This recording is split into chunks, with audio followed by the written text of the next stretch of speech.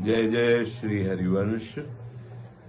आप सबको सावधानी के लिए निवेदन करते हैं कि जब जब कहीं भी भक्ति का रंग छाता है तो माया उस रंग में विक्षेप करने की चेष्टा करती। विक्षेप तो नहीं कर सकती, व्यवधान तो नहीं कर सकती, इतने सामर्थ्य नहीं, पर भावुक जनों के मार्ग में विक्षेप डालने का प्रयास करती है। जब भक्तों का भक्ति वैभव प्रकाशित होता है, नाम कीर्तन गुण लीला गायन, और बहुत से पिपासुजन वहां शरणागत होकर भक्ति रस का आनंद लेते हैं, तो ये बलवती माया उनकी श्रद्धा पर विघ्न डालने के लिए नाना रूप धारण करती है। जो व्यक्तियों के हृदय में ईर्ष्या रूप बन करके कि कैसे इन भक्तों को परास्त किया जाए, कैसे इन भक्तों का यश नष्ट किया जाए, कैसे इन भक्तों के पास लोगों का आना बंद हो, कैसे लोगों के हृदय में इनकी प्रति अश्रद्धा हो, ऐसी चेष्टाएं माया लोगों के हृदय में बैठकर द्वेष भाव करके करवाने लगती है।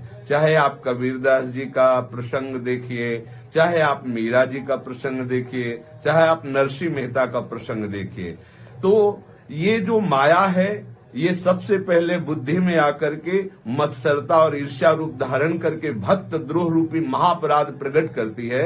उनका जो परिणाम होगा सो होगा। अपने लोगों को अपने श्रद्धा और विश्वास को दृढ़ रखना है।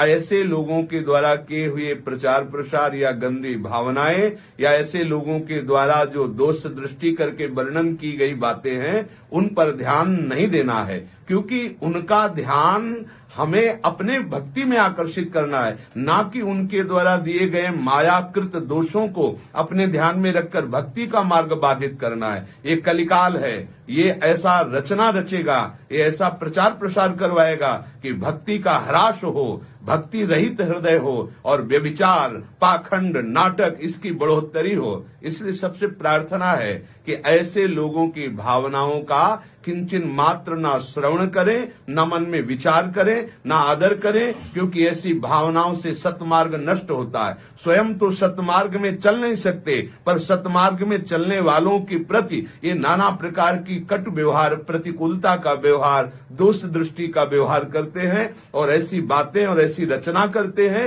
जिससे लोगों के हृदय में संतों के प्रति अश्रद्धा हो। इसलिए आप सबको निवेदन करते हैं कि सावधान होकर आप प्रभु से प्रार्थना कीजिए कि वो आपको ऐसी दृष्टि प्रदान करें कि आपकी श्रद्धा और भक्ति को कदापि कोई भी माया के आचरण वाले छल न सके, आपकी भक्ति में विरोध न कर सके। आप सावधान रहिए।